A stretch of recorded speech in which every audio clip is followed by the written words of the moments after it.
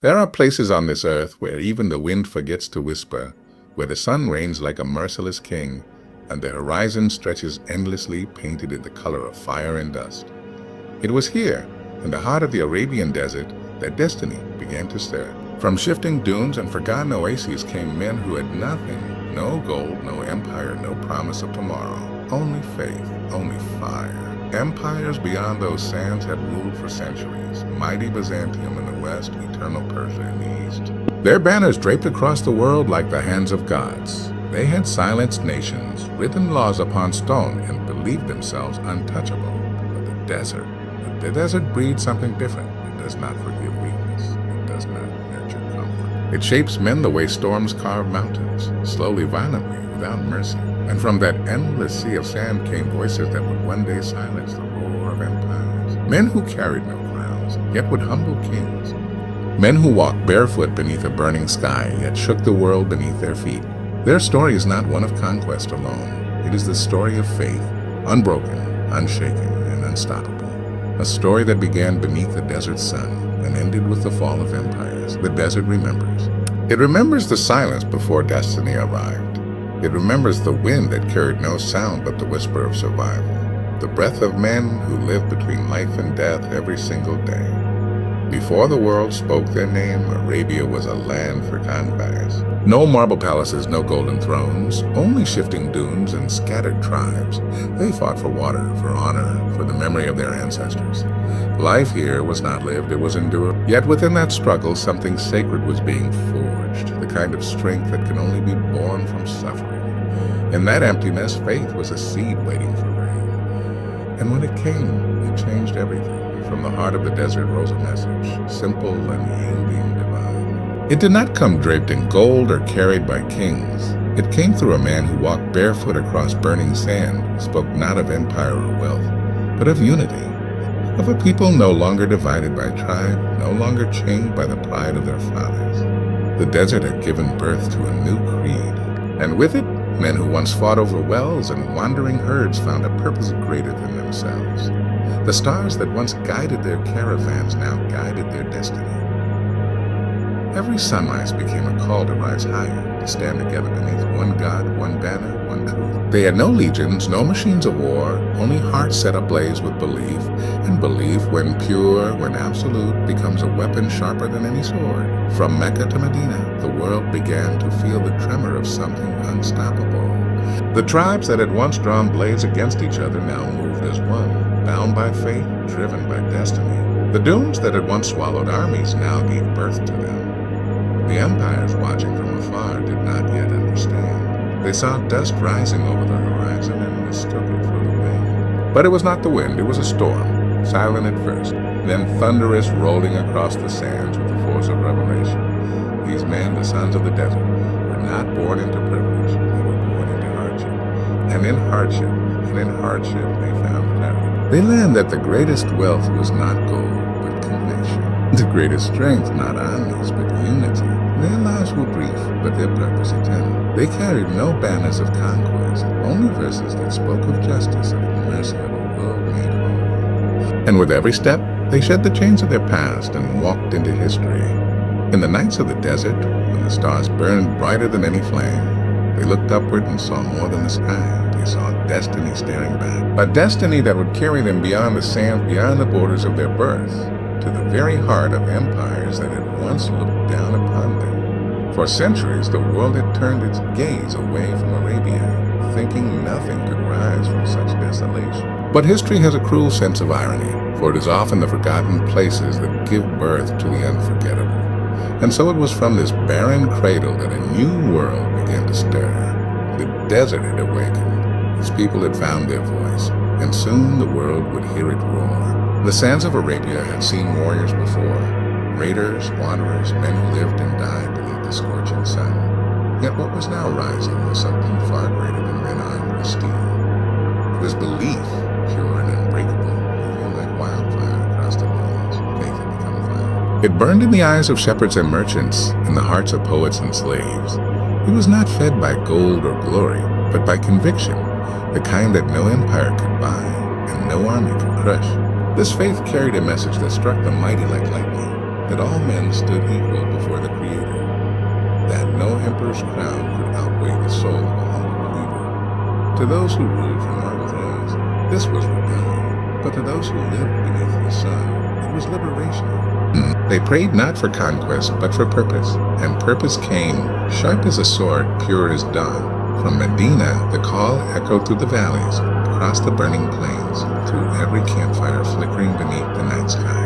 Men who once spilled each other's blood over pride now stood shoulder to shoulder, united in something the world had never seen. A brotherhood born of spirit, not lineage. They marched with hearts aflame and lips whispering words of peace.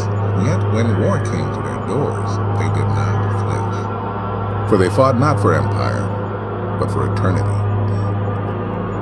The Byzantine legions, draped in armor and arrogance, could not understand how barefoot men could meet them with eyes unafraid.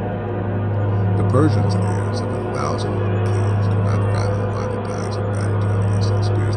They saw numbers and weapons, but they did not see what truly moved these men, the fire within. It was not strategy alone that conquered cities, it was certainty.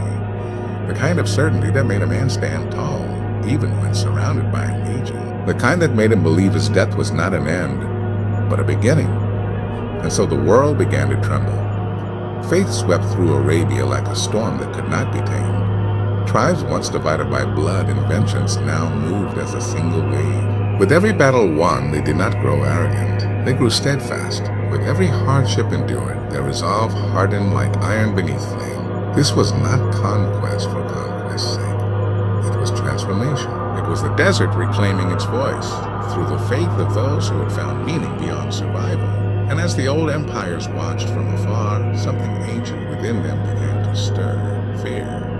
Not of swords, but of souls that could not be broken. Because when men find something worth dying for, they become unstoppable. The deserts that once silenced life now carried the sound of destiny, the echo of riders thundering across the sands, guided not by greed, but by grace. They did not fight to destroy, they fought to awaken. And soon that fire would reach beyond the dunes, into the palaces of Persia, the walls of Byzantium, and the heart of a world that had forgotten what faith could do. Empires, they never believe they can fall. They build their walls high, carve their gods into stone, and write their names across the skies, as if eternity itself were their birthright. But eternity is never bound to the pride of kings. In the east stood Persia, a Sassanid giant robed in silk and shadow, his palaces glittering like jewels in the desert sun. To the west, Byzantine, heir to Rome's fading glory, its banner stretching over seas and continents. For centuries, these two had stared at each other across blood-soaked lands, locked in a struggle so long it became part of the earth itself. Their soldiers were hardened, their treasuries deep, their arrogance absolute. And then came an army the world did not expect. Not an empire born of conquest, but of conviction. Not a people of palaces, but of prayer. From the sands they came, men wrapped in the humility of the desert, yet armed with the certainty of heaven. They carried no riches, only verses. No crowns, only faith. Their leader was not a king, but a servant of God. Their purpose, not domination, but deliverance. The Persians laughed at their audacity. The Byzantines called them savages. But the desert does not breed savages, it breeds survivors. At Qadisiyah, the fire of Persia met the storm of faith. The clash was thunderous, gold and armor against dust and devotion. But gold tarnishes and armor breaks, faith does not. When the smoke cleared, the great Sassanid Empire, the empire of 1,000 kings, had fallen to men who carried no crown. Then came Yarmouk, the field where Byzantium's pride met the patience of the desert. The Roman legions, forged in centuries of conquest, stood gleaming beneath the sun. But against them came a tide not of men, but of belief, a tide that could not be broken. And when the wind settled, the eagle of Rome no longer soared. Two empires, whose names had ruled the world, now stood silent beneath the feet of those who once had nothing. The sands had shifted, the world had changed. What the Persians and Byzantines could not understand was this. These men did not fight for land or for treasure. They fought for something empires could never manufacture, faith. They carried it like fire, spreading from heart to heart, until the old world was consumed by its light. Their victories were not carved in marble or gold, but in the hearts of those who witnessed the impossible, the fall of giants. And when the last of the imperial banners burned beneath the desert sky, the world stood still, listening. Because for the first time in centuries, the voices of the forgotten had become the thunder of destiny. The sons of the sand had done what history said they never could. They silenced the world's greatest empires, not with cruelty, but with conviction, not with tyranny, but with truth. In their wake, the ruins of Byzantium and Persia became the soil of something new, a civilization rising not from wealth, but from wisdom. From the ashes of empires, the light of knowledge would soon be born, and the same hands that wielded the sword would soon hold the pen. Because those who conquered the world's mightiest armies were about to conquer the darkness of ignorance itself. When the fires of war dim, what remains tells the true story of the people. Most empires leave behind ruins, broken stones, forgotten names, dust and decay.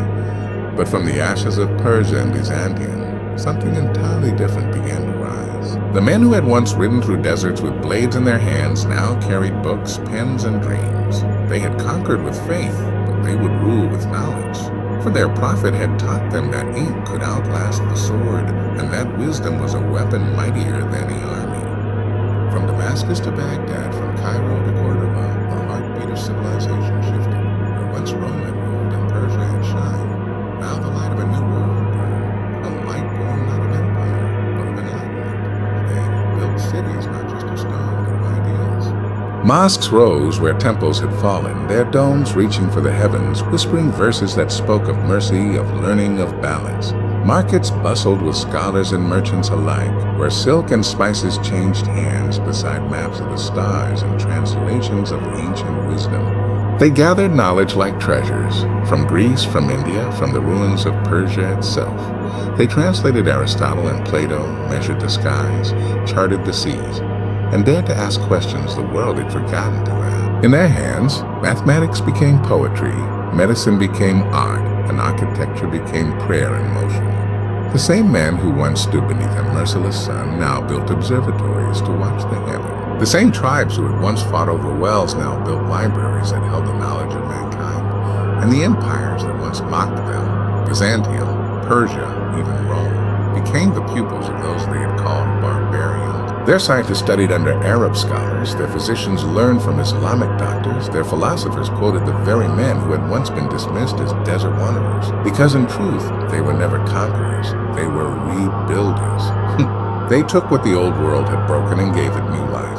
Under their care, faith and reason walked side by side. Their prayers began the day, but their curiosity filled its hour. And while the rest of the world drifted in shadow, the cities of Islam glowed like stars in the dark.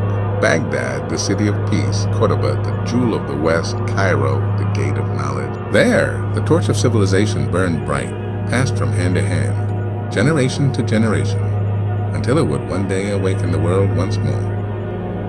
It was not merely an age of conquest, it was an age of creation. An empire of minds not mastered. An empire that silenced the old world, not through destruction, but through rebirth. They had proven that faith and knowledge were not enemies. They were the twin pillars of a civilization that could stand against time itself. The sword had conquered the empires of men, but the word had conquered the hearts of the world. Time, it erases much. Empires crumble, kings turn to dust. The songs of victory fade into whispers carried by the wind, but some echoes never die. From the shifting dunes of Arabia to the marble halls of Europe, from the scholars of Baghdad to the explorers who charted the stars, the legacy of those desert-born men endures, not as ruins, but as remembrance. They had begun with nothing. No armies of steel, no cities of stone, no crowns of gold. Oh, only faith and the unyielding will to carry it beyond the edge of the known world. And though the centuries had passed, the light they ignited still flickers in every place where knowledge, courage, conviction meet. The world that once called them savages learned from them instead. Their mathematics built the bridges of modern science. Their medicine laid the foundation for healing in every corner of the earth. Their philosophy shaped the very thoughts that would guide generations long after their empires had faded into sand. They silenced empires not by erasing their stories, but by writing a greater one. Even now, the ruins of their cities hum with the breath of history, mosques echoing prayers that have never ceased, libraries that once held the wisdom of 1,000 worlds, and roads that still follow the paths carved by their resolve. It was never about conquest. It was about continuity, the belief that what is built upon truth cannot. Every civilization since has carried a piece of that flame, The scholars of the Renaissance who rediscovered ancient texts translated by Arab minds, the astronomers who looked to the stars through instruments first forged in their observatories, the poets who borrowed their rhythm, the thinkers who borrowed their courage. Their legacy was not written in blood, but in ink, not in domination, but in illumination. And though time has worn away empires, it has never silenced their empire. Because the story of those who rose from the sand is not a story of the past. It is a mirror of what humanity can become when faith gives purpose to strength, and strength gives meaning to knowledge. They prove that greatness does not begin with power. It begins with belief that one voice can shake the silence of centuries, that one truth can awaken the sleeping world. So when the wind moves across the desert now, it carries more than sand, it carries memory. The memory of those who came with nothing and gave the world everything. From the sands of Arabia came men who silenced empires, not through destruction but through creation, not through fear but through faith. And though the world they built has long since changed, the echo of their footsteps still lingers in every dawn, in every word of wisdom, in every spark of discovery. For history has proven one eternal truth. You can bury an empire beneath the dust of time, but you can never silence the voice of a people who walk with purpose beneath the blazing sun. The desert remembers.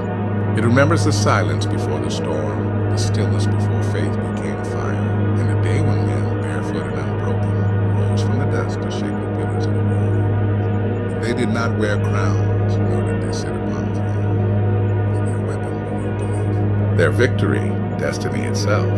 From Mecca to Medina, from Damascus to Baghdad, from the sands of Arabia to the farthest corners of the earth, they carried a light that neither time nor empire could extinguish. A light that turned wanderers into leaders, tribes into nations, and faith into civilization.